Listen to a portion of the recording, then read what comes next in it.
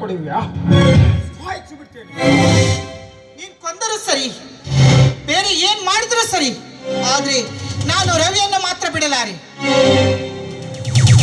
ನೋಡು ಗೌರಿ, ಹಠ ಮಾಡಿ ನನ್ನ ಕೈಯಿಂದ ಸಾಯಬೇಡ. ಯಾಕಂದ್ರೆ ನನಗೆ ನೀನು ಬಿಟ್ರೆ ಬೇರೆ ಯಾರು ಇಲ್ಲ. ಆ ಮುರುಕು ಗುಡಿಸು, ಆ ಹರಕು ಚಾಪೆ, ನೀನು ಅವನೆಲ್ಲ ಕೈ ಹಿಡಿತೀಯ.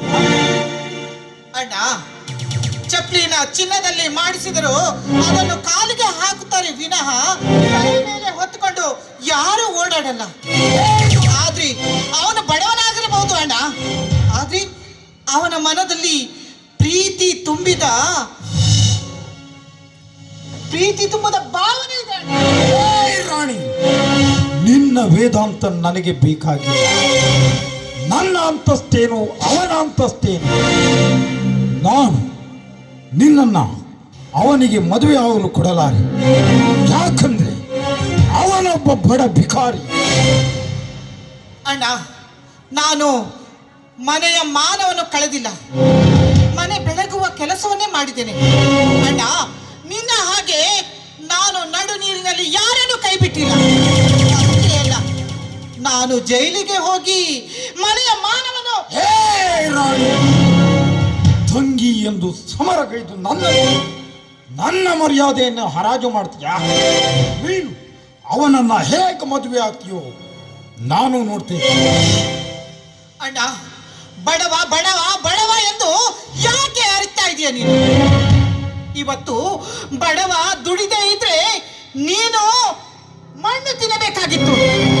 ಹೌದು, ಅವನು ಬಡವನಾಗಿರಬಹುದು.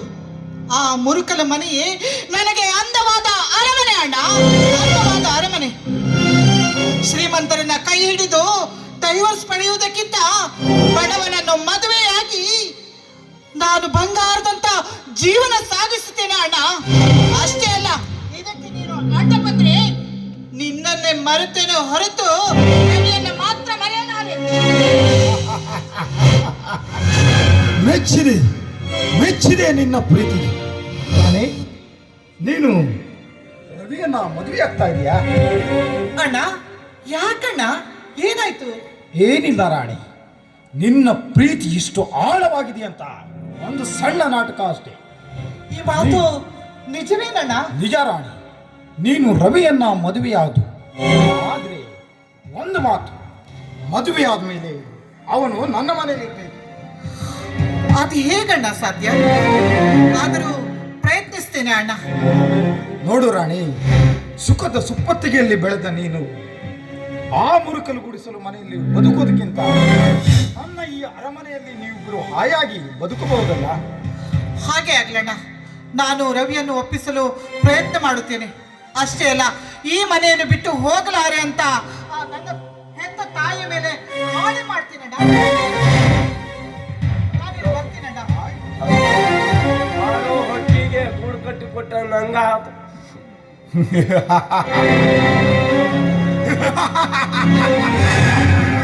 ಮೊದಲೇ ಹೇಳಿದ್ದೆ, ಇವನ್ ಏನು ಹೇಳುತ್ತಾನೋ ಅದನ್ನೇ ಮಾಡ್ತಾನೆ, ಏನ್ ಮಾಡ್ತಾನೋ ಅದನ್ನೇ ಹೇಳ್ತಾನೆ. ರವಿ, ನೋಡ್ತಾ ಇರು, ಮುಳ್ಳನ್ನ ಮುಳ್ಳಿನಿಂದಲೇ ತೆಗೆಯುವುದೇ ನನ್ನ ತಂತ್ರ. ನನ್ನ ತಂಗಿ ಹೋದರೆ ಹೋಗಲಿ, ನನಗೆ ಬೇಸರವಿಲ್ಲ. ಆದರೆ ನೀನು ಮಾಡಿದ ಅವಮಾನಕ್ಕೆ ನೀನು ಸರ್ವನಾಶವಾಗಲೇಬೇಕು. ನಿಮ್ಮಿಬ್ಬರು ಅಣ್ಣ ತಮ್ಮರು ಬೀದಿಯಲ್ಲಿ ಭಿಕ್ಷೆ ಬೇಡುವ ಹಾಗೆ ಆಗಲೇಬೇಕು. ಅದೇ ನನ್ನ ತಂತ್ರ. ಹೇಗಿದೆ ನನ್ನ ಮಂತ್ರ?